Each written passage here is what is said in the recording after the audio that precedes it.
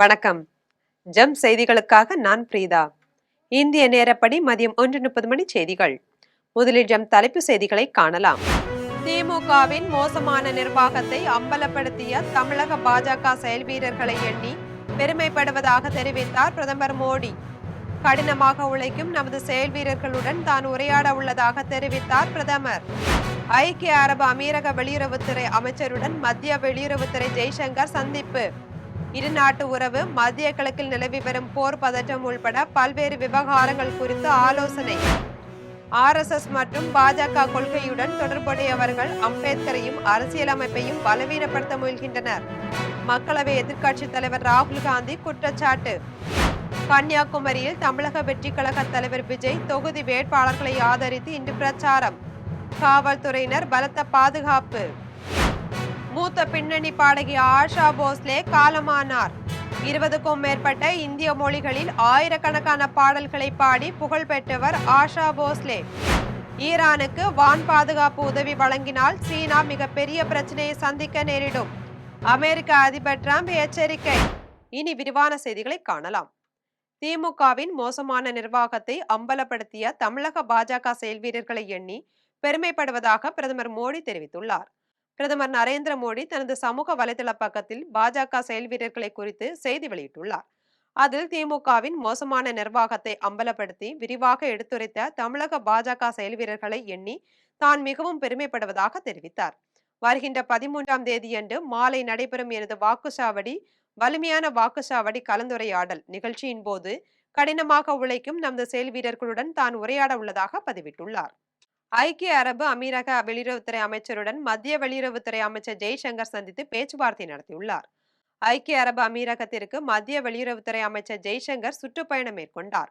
அவர் ஐக்கிய அரபு அமீரக தலைநகர் அபுதாபியில் அந்நாட்டு வெளியுறவுத்துறை அமைச்சர் அப்துல்லா பின் சையத் அல் நஹ்யானை சந்தித்தார். இந்த சந்திப்பின் போது இருநாட்டு உறவு, வர்த்தகம், மத்திய கிழக்கில் நிலவி வரும் போர் பதற்றம் உள்பட பல்வேறு விவகாரங்கள் குறித்து ஆலோசனை நடத்தினர். RSS மற்றும் பாஜக கொள்கையுடன் தொடர்புடையவர்கள் அம்பேத்கரையும் அரசியலமைப்பையும் பலவீனப்படுத்த முயல்கின்றனர் என மக்களவை எதிர்க்கட்சித் தலைவர் ராகுல் காந்தி குற்றம் சாட்டியுள்ளார். தில்லியில் காங்கிரஸ் கட்சி சார்பில் அம்பேத்கரின் பிறந்த நாளையொட்டி சமத்துவம் மற்றும் சமூக நீதியை வலியுறுத்தி மாரத்தான் போட்டி நடைபெற்றது. இதில் மக்களவை எதிர்க்கட்சித் தலைவர் ராகுல் காந்தி கலந்து கொண்டு மாரத்தான் போட்டியை தொடங்கி வைத்தார். இதில் எதிர்க்கட்சித் தலைவர் ராகுல் காந்தி பேசிய போது RSS மற்றும் பாஜக கொள்கையுடன் தொடர்புடையவர்கள் அம்பேத்கரையும் அரசியலமைப்பையும் பலவீனப்படுத்த முயல்கின்றனர் என்று குற்றம் சாட்டினார். அம்பேத்கரின் மைய கருத்து அனைத்து குடிமக்களுக்குமான சமத்துவத்தை அடிப்படையாக கொண்டது என்றார். நாட்டில் அனைவரும் சமத்துவமாக இருப்பதை பாஜகவினர் விரும்பவில்லை என்றும் தெரிவித்தார். கன்னியாகுமரியில் தமிழக வெற்றி கழக தலைவர் விஜய் தொகுதி வேட்பாளர்களை ஆதரித்து இன்று பிரச்சாரம் மேற்கொள்ளவுள்ளார். கன்னியாகுமரி மாவட்டம் மகாதானபுரம் ரவுண்டானாவில் தமிழக வெற்றி கழக தொகுதி வேட்பாளர்களை ஆதரித்து கட்சியின் தலைவர் விஜய் பிரச்சாரம் மேற்கொள்கிறார். இதற்காக அவர் காலை சென்னை விமான நிலையத்திலிருந்து தனி விமானம் மூலம் புறப்பட்டு தூத்துக்குடி விமான நிலையத்திற்கு வந்தடைந்தார். இதன் பின்னர் அவர் கார் மூலமாக கன்னியாகுமரிக்கு செல்கிறார். மேலும் அவர் மகாதானபுரம் ரவுண்டானாவில் இருந்து கன்னியாகுமரி 0 பாயிண்ட் வரை ரோடு ஷோ சென்று மக்களை சந்திக்க உள்ளார். இதனால் காவல்துறையினர் பலத்த பாதுகாப்பு பணியில் ஈடுபட்டுள்ளனர். மருத்துவமனையில் மாரடைப்பு காரணமாக சிகிச்சை பெற்று வந்த மூத்த பின்னணி பாடகி ஆஷா போஸ்லே சிகிச்சை பலனின்றி உயிரிழந்தார். மகாராஷ்டிரா மாநிலம் தெற்கு மும்பையில் உள்ள தனியார் மருத்துவமனையில் மூத்த பின்னணி பாடகி 92 வயதான ஆஷா போஸ்லே மாரடைப்பு காரணமாக நேற்று அனுமதிக்கப்பட்டார். அவர் அவசர மருத்துவ பிரிவில் சிகிச்சை பெற்று வந்த நிலையில் தற்போது சிகிச்சை பலனின்றி உயிரிழந்தார். பாடகி ஆஷா போஸ்லே 20க்கும் மேற்பட்ட இந்திய மொழிகளில் ஆயிரக்கணக்கான பாடல்களை பாடி கோடிக்கணக்கான ரசிகர்களை கொண்டுள்ளார். குறிப்பாக இந்தியில் காலத்தால் அழியாத பல பாடல்களை பாடியுள்ளார். மேலும் மத்திய அரசின் பத்ம விபூஷன் விருதை பெற்றுள்ளார். அவர் மறைந்த பழம்பெரும் பாடகி லதா மங்கேஷ்கரின் தங்கை ஆவார். அவரது மறைவு திரையுலகினரையும் ரசிகர்களையும் சோகத்தில் ஆழ்த்தியுள்ளது. ஈரானுக்கு வான் பாதுகாப்பு உதவி வழங்கினால் சீனா மிகப்பெரிய பிரச்சனையை சந்திக்க நேரிடும் என அமெரிக்க அதிபர் டிரம்ப் எச்சரிக்கை விடுத்துள்ளார். அமெரிக்கா ஈரான் போர் காரணமாக உலகம் முழுவதும் கச்சா எண்ணெய் வர்த்தகம் மற்றும் வளைகுடா நாடுகளில் போர் பதட்டமான சூழல் நிலவி வருகிறது. இதையடுத்து அமெரிக்கா ஈரான் இடையில் 2 வார போர் நிறுத்தம் ஏற்பட்டுள்ளது. தொடர்ந்து 2 நாடுகளுக்கும் இடையில் 21 மணி நேரம் நீடித்த போர் நிறுத்த பேச்சுவார்த்தை உடன்படிக்கை எட்டப்படாததால் மீண்டும் தாக்குதல் நடத்தப்படுமா என்ற போர் பதட்டம் நிலவி வருகிறது. இதில் சீனா மூன்றாவது நாடு மூலமாக ஈரானுக்கு ஆயுதங்கள் வழங்கக்கூடும் என்று அமெரிக்க உளவுத்துறை தகவல் தெரிவித்துள்ளது. இதையடுத்து இந்த தகவல் அடிப்படையில் ஆதாரமில்லை என சீனா மறுத்துள்ளது. இது தொடர்பாக அமெரிக்க அதிபர் டிரம்ப் வெள்ளை மாளிகையில் செய்தியாளர்களை சந்தித்து பேசிய போது, ஈரானுக்கு வான் பாதுகாப்பு உதவி வழங்கினால் சீனா மிகப்பெரிய பிரச்சனையை சந்திக்க நேரிடும் என எச்சரிக்கை விடுத்துள்ளார். மறைந்த கலைஞர் முதல்வராயிருந்த போது வீட்டுக்கு வீடு கலர் டிவி வழங்கி சமத்துவ பொது உடைமையை சமூகத்தில் மலர செய்தது போல தற்போது இல்லத்தரசிகளுக்கான 8000 ரூபாய் கூப்பன் திட்டமும் பெரிய மாற்றத்தை ஏற்படுத்தும் என அமைச்சர் சிவசங்கர் தெரிவித்துள்ளார்.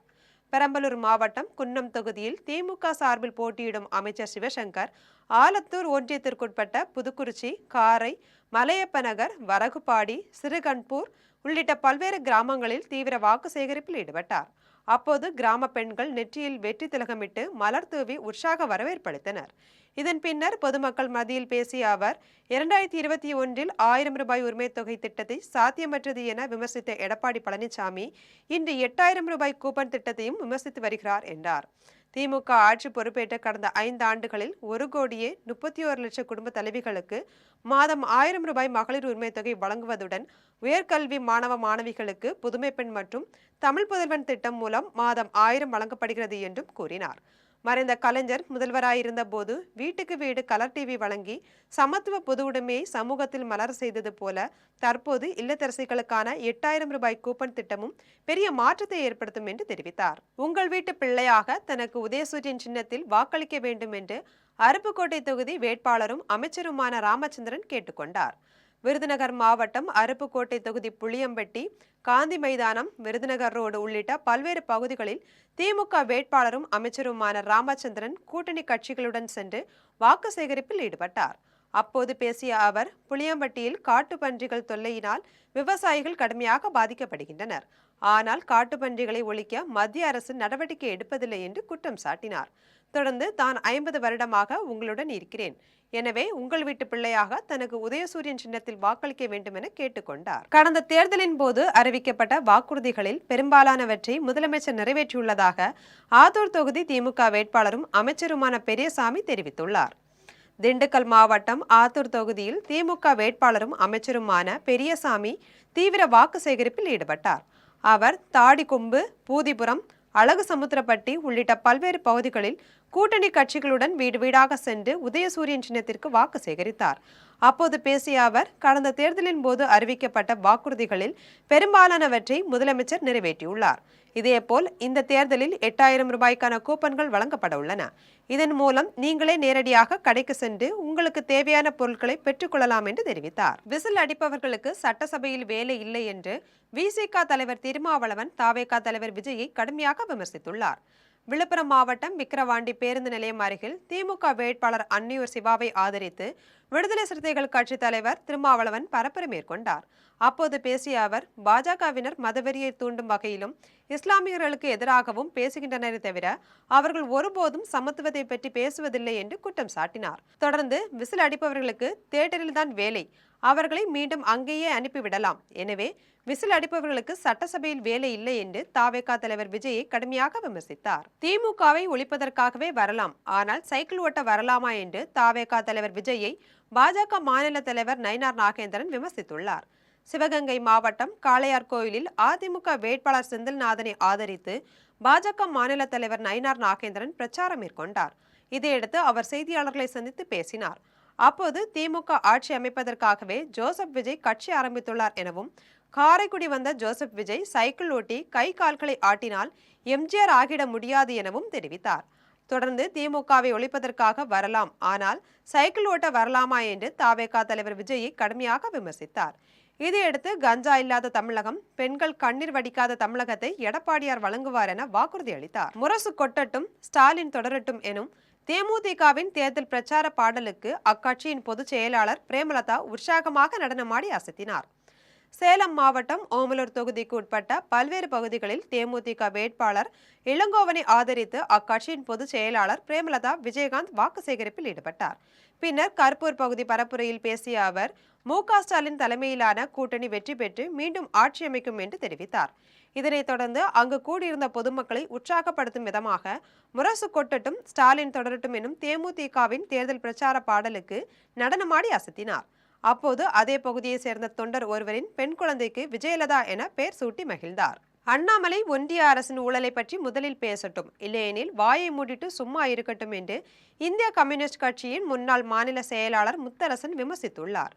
விழுப்புரம் சட்டமன்ற தொகுதி திமுக வேட்பாளர் லட்சுமணனை ஆதரித்து இந்திய கம்யூனிஸ்ட் கட்சியின் முன்னாள் மாநில செயலாளர் முத்தரசன் வளவனூரில் பரப்புரை மேற்கொண்டார். அப்போது பேசிய அவர், தேர்தல் ஆணையத்தின் தலைவர் ஒருதலை பட்சமாக செயல்படுவதாக குற்றம் சாட்டினார். தொடர்ந்து நாட்டிலேயே அதிக வரி செலுத்துகிற மாநிலமாக தமிழகம் உள்ளது. ஆனால் தமிழகத்திற்கு மத்திய பாஜக அரசு குறைந்த நிதியை மட்டும் ஒதுக்குகிறது என தெரிவித்தார்.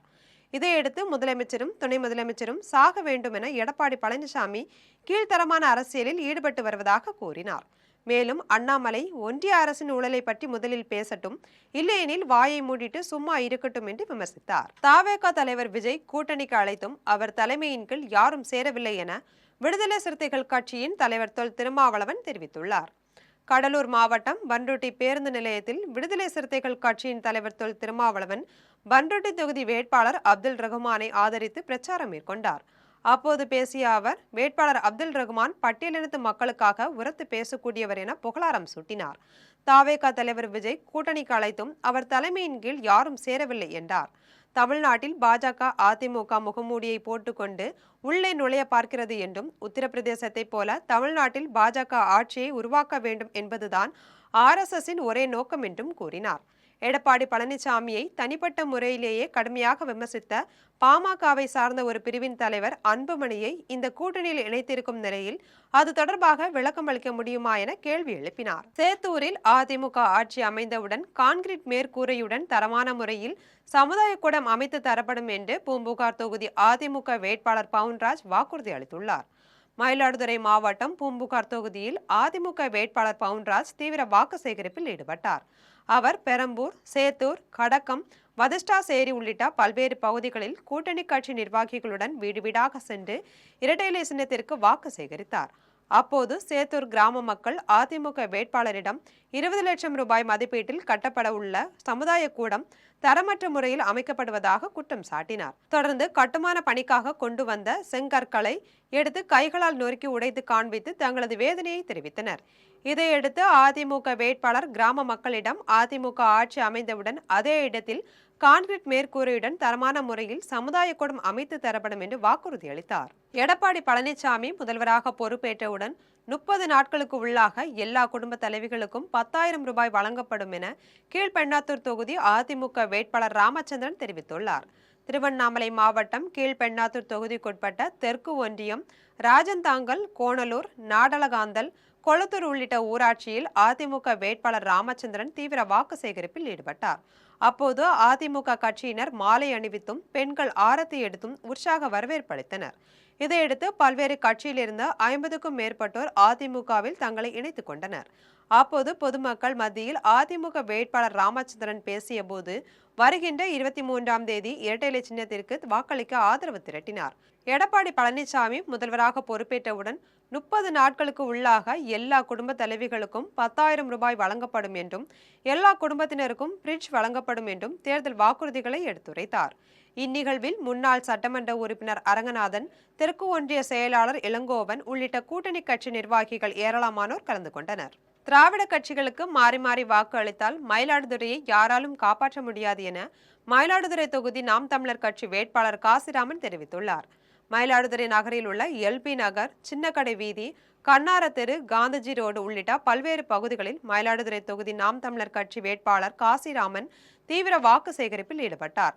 அப்போது பொதுமக்கள் மத்தியில் அவர் பேசிய போது, திராவிட கட்சிகளுக்கு மாறி மாறி வாக்கு அளித்தால் மயிலாடுதுறையை யாராலும் காப்பாற்ற முடியாது என்று கூறினார்.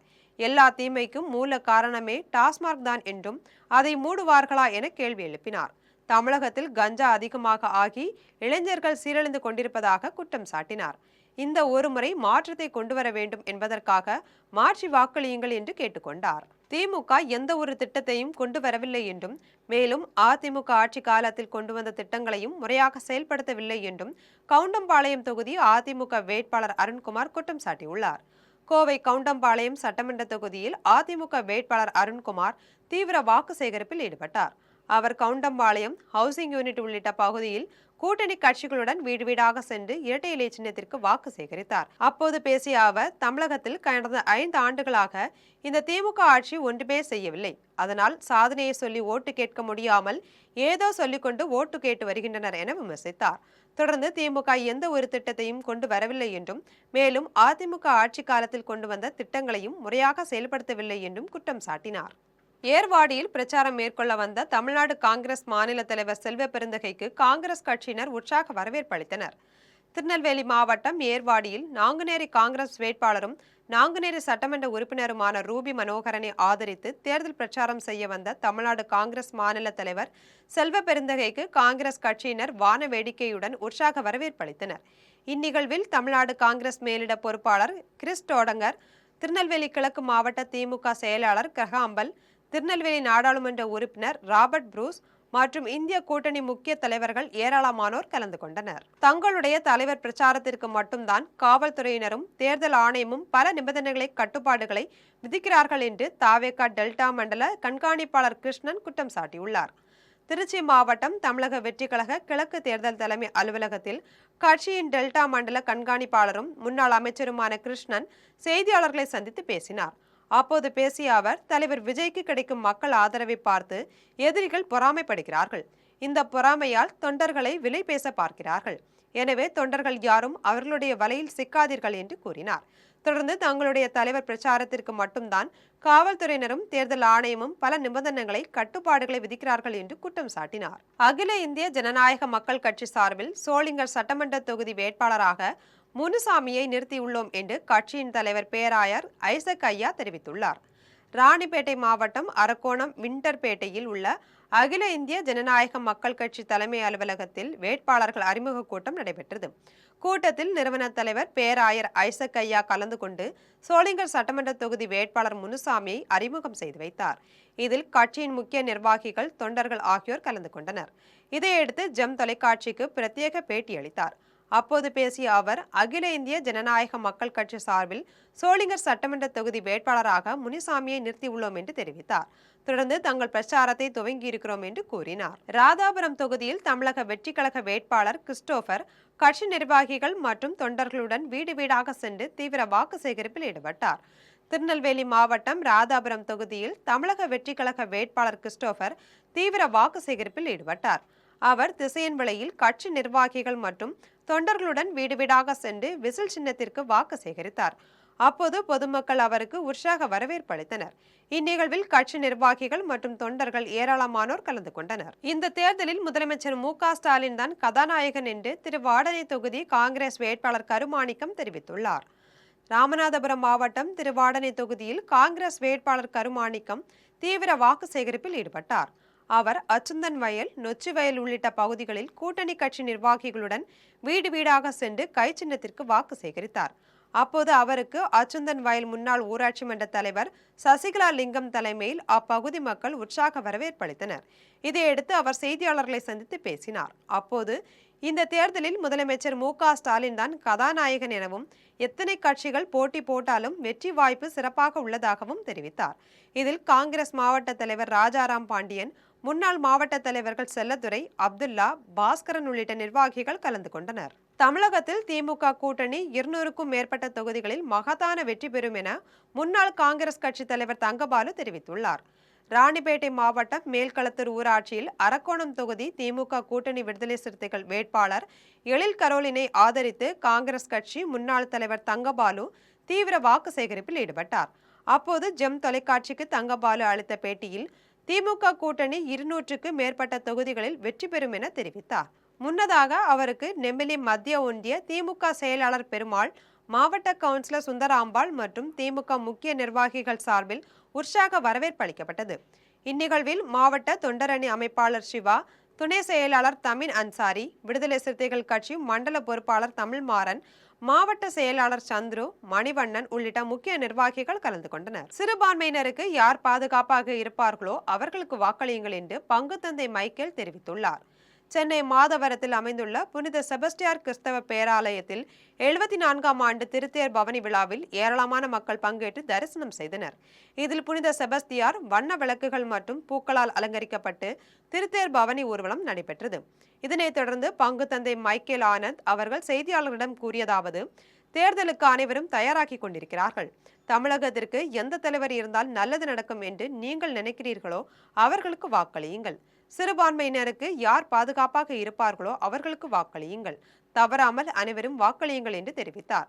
மேலும் இத்திருவிழாவை கிறிஸ்தவர்கள் மட்டுமல்லாமல் மற்ற மதத்தினர் அனைவரும் ஒன்று சேர்ந்து கொண்டாடக்கூடிய மத நல்லிணக்க விழாவாக ஒவ்வொரு ஆண்டும் கொண்டாடி வருகிறோம் என்று தெரிவித்தார். கோவை இளைஞர்கள் 100% வாக்களிப்பின் அவசியத்தை பொதுமக்களிடம் வலியுறுத்தும் வகையில் 24 மணி நேரம் கைகளை விட்டபடி சைக்கிள் ஓட்டி சாதனை படைத்துள்ளனர். கோவை கவுண்டம்பாளையம் தொகுதிக்குட்பட்ட ஜிஎன் மில்ஸ் பகுதியில் உள்ள தனியார் கல்லூரி மைதானத்தில் 100% வாக்களிப்பின் அவசியத்தை பொதுமக்களிடம் வலியுறுத்தும் வகையில் கோவை இளைஞர்கள் தியாகராஜன் மற்றும் பாலமுரளி ஆகியோர் 24 மணி நேரம் கைகளை விட்டபடி சைக்கிள் ஓட்டி சாதனை படைத்துள்ளனர். இந்நிகழ்வை கூடுதல் கலெக்டர் சங்கேத் பல்வந்த் வாகே, மாவட்ட ஊரக வளர்ச்சி முகமை உதவி திட்ட அலுவலர் அப்துல் வஹாப், மாநகராட்சி வடக்கு மண்டல உதவி ஆணையாளர் சண்முகம், உதவி நகரமைப்பு அலுவலர் சத்யா, மண்டல சுகாதார அலுவலர் முருகன் ஆகியோர் கொடியசைத்து துவங்கி வைத்தனர். ஒவ்வொரு வாக்கும் நாட்டின் எதிர்காலத்தை தீர்மானிக்கிறது என்றும் அனைவரும் வாக்குரிமையை தவறாமல் பயன்படுத்த வேண்டும் என்ற செய்தியை வலுப்படுத்தும் விதமாக இந்நிகழ்ச்சி அமைந்துள்ளது. ஆலங்குளத்தில் தேர்தல் பரப்புரையில் ஈடுபட்டிருந்த நாடாளுமன்ற உறுப்பினர் கனிமொழியிடம் போராட்டத்தின் போது கைது செய்யப்பட்ட காவலரின் மனைவி வாக்குவாதத்தில் ஈடுபட்டதால் அப்பகுதியில் பெரும் பரபரப்பு ஏற்பட்டது. தென்காசி மாவட்டம் மருதம்புத்தூர் கிராமத்தில் கடந்த சில தினங்களுக்கு முன்பு விவசாயி ஒருவர் மீது துணை ஆய்வாளர் இசைக்கிராஜா துப்பாக்கி சூடு நடத்தியதில் 2 கால்களிலும் படுகாயம் ஏற்பட்டு சிகிச்சை பெற்று வருகிறார். இதையடுத்து காவல் உதவி ஆய்வாளர் இசைக்கிராஜாவின் இந்த நடவடிக்கையை கண்டித்து மருதம்புத்தூர் கிராம மக்கள் ஆலங்குளம் நெடுஞ்சாலையில் மறியல் போராட்டத்தில் ஈடுபட்டனர். இதில் சஸ்பெண்ட் ஆன காவலர் பிரபாகரன் நூற்றுக்கணக்கானோர் மீது காவல்துறையினர் வழக்கு பதிவு செய்தனர். இதைத் தொடர்ந்து ஆலங்குளத்தில் திமுக வேட்பாளரை ஆதரித்து நாடாளுமன்ற உறுப்பினர் கனிமொழி தேர்தல் பரப்புரையை மேற்கொள்ள வருகை தந்தார். அப்போது வழக்கு பதிவு செய்யப்பட்ட காவலர் பிரபாகரனின் மனைவி பிளஸி கனிமொழி பேசிக் கொண்டிருந்த வாகனத்தில் ஏறி தனது கணவர் மீது வழக்கு பதிவு செய்தது ஏன் என கேள்வி எழுப்பினார். இதையடுத்து கனிமொழி அவரை சமாதானப்படுத்த முயற்சி செய்ததால் அங்கு பரபரப்பான சூழல் ஏற்பட்டது. தொடர்ந்து காவல்துறையினர் பிளஸியை கனிமொழியின் பிரச்சார வாகனத்தில் இருந்து கீழே இறக்கினர். தவேக தலைவர் விஜய் முதலமைச்சராய் வந்தவுடன் பெண்கள் பாதுகாப்பு, அடிப்படை வசதி முக்கியத்துவம் கொடுத்து முதல் கையெழுத்திட்டு நடைமுறைக்கு கொண்டு வருவார் என உத்திரமேரூர் தொகுதி தவேக வேட்பாளர் முனிரத்னம் தெரிவித்துள்ளார். காஞ்சிபுரம் மாவட்டம் வாலாஜாபாத் ஒன்றியத்திற்குட்பட்ட திம்மராஜன்பேட்டை, முத்தியால்பேட்டை, ஊத்துக்காடு உள்ளிட்ட 20க்கும் மேற்பட்ட ஊராட்சிகளில் உத்திரமேரூர் தொகுதி தவேக வேட்பாளர் முனிரத்னம் விசில் சின்னத்திற்கு தீவிர வாக்கு சேகரிப்பில் ஈடுபட்டார். அப்போது பிரச்சாரத்தில் அவர் பேசிய போது தவேக தலைவர் விஜய் முதலமைச்சராய் வந்தவுடன் பெண்கள் பாதுகாப்பு, அடிப்படை வசதி முக்கியத்துவம் கொடுத்து முதல் கையெழுத்திட்டு நடைமுறைக்கு கொண்டு வருவார் என்று கூறினார். இதைத் தொடர்ந்து ஊழலற்ற ஆட்சி மக்களுக்கு கொடுப்பார் என்றார். இதைத் தொடர்ந்து ஊழலற்ற ஆட்சி மக்களுக்கு கொடுப்பார் என்றார். அப்போது பொதுமக்கள் வேட்பாளர் முனிரத்னத்திற்கு ஆரத்தி எடுத்தும் மாலை அணிவித்தும் உற்சாக வரவேற்பு அளித்தனர். இந்நிகழ்வில் ஒன்றிய செயலாளர் ராகுல் மற்றும் நிர்வாகிகள் ஏராளமானோர் கலந்து கொண்டனர். தேர்தலில் மக்கள் அனைவரும் தவறாமல் வாக்களித்து தங்களது ஜனநாயக கடமையை நிறைவேற்ற வேண்டும் என்று வேலு நாச்சியார் இளையோர் நல சங்கத்தின் தலைவர் சுகிதா வேண்டுகோள் விடுத்தார். திருச்சி மாவட்டத்தில் வேலு நாச்சியார் நல சங்கம் சார்பில் சட்டமன்ற தேர்தலையொட்டி விழிப்புணர்வு பேரணி நடைபெற்றது. இதனை தேர்தல் அலுவலர் ராஜேந்திரன் கொடியசைத்து துவங்கி வைத்தார். இந்த பேரணியில் தேர்தல் அலுவலர்கள் மற்றும் கல்லூரி மாணவிகள் இணைந்து அனைவரும் 100% வாக்களிக்க வேண்டும் என்ற பதாகைகளை கையில் ஏந்தி பேரணியாக சென்று விழிப்புணர்வு ஏற்படுத்தினர். மேலும் பேரணியில் சிலம்ப மாணவர்கள் பங்கேற்று சிலம்பாட்டம் ஆடி விழிப்புணர்வு ஏற்படுத்தினர். இதையடுத்து வேலு நாச்சியார் இளையோர் நல சங்கத்தின் தலைவர் சுகிதா தேர்தலில் மக்கள் அனைவரும் தவறாமல் வாக்களித்து தங்களது ஜனநாயக கடமையை நிறைவேற்ற வேண்டும் என வேண்டுகோள் விடுத்தார்.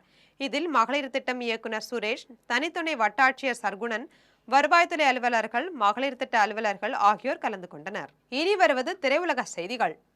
பிரபல நடிகர் அஜித்குமார் நடித்த அமர்க்களம் திரைப்படம் வருகின்ற 24ஆம் தேதி ரீரிலீஸ் செய்யப்பட உள்ளதாக படக்குழுவினர் தெரிவித்துள்ளனர். பிரபல நடிகர் அஜித்குமார், நடிகை ஷாலினி ஆகியோர் நடித்த அமர்க்களம் திரைப்படம் 1999ஆம் ஆண்டு வெளியாகி ரசிகர் மத்தியில் நல்ல வரவேற்பை பெற்றது. இதில் ரகுவரன், ராதிகா, நாசர், அம்பிகா, வினு சக்கரவர்த்தி, சார்லி ஆகியோர் முக்கிய கதாபாத்திரங்களில் நடித்திருந்தனர். இயக்குனர் சரண் இயக்கத்தில் இசையமைப்பாளர் பரத்வாஜ் இப்படத்திற்கு இசையமைத்திருந்தார். இதையடுத்து அஜித், ஷாலினி திருமண நாளை முன்னிட்டு இருவரும் இணைந்து நடித்த அமர்க்களம் படம் வருகின்ற 24ஆம் தேதி ரீரிலீஸ் செய்யப்பட உள்ளதாக படக்குழுவினர் தெரிவித்துள்ளனர். அமர்க்களம் திரைப்படம் 26 ஆண்டுகளை கழித்து வெளியாகி உள்ள நிலையில் நடிகர் அஜித் ரசிகர்களிடையே இப்படத்தின் மீதான எதிர்பார்ப்பு அதிகரித்துள்ளது. இனி வருவது விளையாட்டுச் செய்திகள். மாண்டே கார்லோ மாஸ்டர்ஸ் டென்னிஸ் தொடரின் அரையிறுதிப் போட்டியில் வேலண்டின் வெச்சராட்டை வீழ்த்தி கார்லோஸ் அல்காரஸ் வெற்றி பெற்று இறுதிப் போட்டிக்கு முன்னேறியுள்ளார். மொனாக்கோவில் மாண்டே கார்லோ மாஸ்டர்ஸ் டென்னிஸ் தொடரின் ஆண்கள் ஒற்றையர் பிரிவின் அரையிறுதிப் போட்டி நடைபெற்றது. இந்த போட்டியில் ஸ்பெயினின் கார்லோஸ் அல்காரஸ் மொனாக்கோவின் வேலண்டின் வெச்சராட்டுடன் மோதினார். இதில் மிகவும் சிறப்பாக விளையாடிய அல்காரஸ் 2-0 என்ற நேர் செட் கணக்கில் வெற்றி பெற்றார். இதன் மூலம் கார்லோஸ் அல்காரஸ் இறுதிப் போட்டிக்கு முன்னேறினார். IPL 20 ஓவர் கிரிக்கெட் தொடரின் 20வது போட்டியில் மும்பை இந்தியன்ஸ் மற்றும் ராயல் சேலஞ்சர்ஸ் பெங்களூரு அணிகள் இன்று மோதுகின்றன. மகாராஷ்டிர மாநிலம் மும்பையில் உள்ள வான்கடே மைதானத்தில் 19வது IPL 20 ஓவர் கிரிக்கெட் தொடரின் 20வது போட்டி நடைபெறுகிறது. இந்த போட்டியில் மும்பை இந்தியன்ஸ் மற்றும் ராயல் சேலஞ்சர்ஸ் பெங்களூரு அணிகள் இன்று மோதுகின்றன. இதில் மும்பை அணியின் கேப்டன் ஹர்திக் பாண்டியா தலைமையிலான வீரர்களும் பெங்களூரு அணியின் கேப்டன் ரஜத் படிதார் தலைமையிலான வீரர்களும் பங்கேற்கின்றனர். இந்நிலையில் இன்றைய போட்டியில் யார் வெற்றி பெறப் போகிறார்கள் என்று ரசிகர்களிடையே பெரும் எதிர்பார்ப்பு உள்ளது. மீண்டும் தலைப்பு செய்திகள். திமுகவின் மோசமான நிர்வாகத்தை அம்பலப்படுத்திய தமிழக பாஜக செயல் வீரர்களை எண்ணி பெருமைப்படுவதாக தெரிவித்தார் பிரதமர் மோடி. கடினமாக உழைக்கும் நமது செயல் வீரர்களுடன் தான் உரையாட உள்ளதாக தெரிவித்தார் பிரதமர். ஐக்கிய அரபு அமீரக வெளியுறவுத்துறை அமைச்சருடன் மத்திய வெளியுறவுத்துறை ஜெய்சங்கர் சந்திப்பு. இருநாட்டு உறவு, மத்திய கிழக்கில் நிலவி வரும் போர் பதற்றம் உள்பட பல்வேறு விவகாரங்கள் குறித்து ஆலோசனை. RSS மற்றும் பாஜக கொள்கையுடன் தொடர்புடையவர்கள் அம்பேத்கரையும் அரசியலமைப்பையும் பலவீனப்படுத்த முயல்கின்றனர். மக்களவை எதிர்க்கட்சித் தலைவர் ராகுல் காந்தி குற்றச்சாட்டு. கன்னியாகுமரியில் தமிழக வெற்றி கழக தலைவர் விஜய் தொகுதி வேட்பாளர்களை ஆதரித்து இன்று பிரச்சாரம். காவல்துறையினர் பலத்த பாதுகாப்பு. மூத்த பின்னணி பாடகி ஆஷா போஸ்லே காலமானார். 20க்கும் மேற்பட்ட இந்திய மொழிகளில் ஆயிரக்கணக்கான பாடல்களை பாடி புகழ் பெற்றவர் ஆஷா போஸ்லே. ஈரானுக்கு வான் பாதுகாப்பு உதவி வழங்கினால் சீனா மிகப்பெரிய பிரச்சனையை சந்திக்க நேரிடும். அமெரிக்க அதிபர் டிரம்ப் எச்சரிக்கை. இத்துடன் ஜெம் செய்திகள் நிறைவடைகின்றன. மீண்டும் ஜெம் செய்திகள் மாலை 6 மணிக்கு. உடனுக்குடன் செய்திகளை காண ஜெம் live.tv என்ற இணையதளத்தில் இணைந்திருங்கள். நன்றி, வணக்கம்.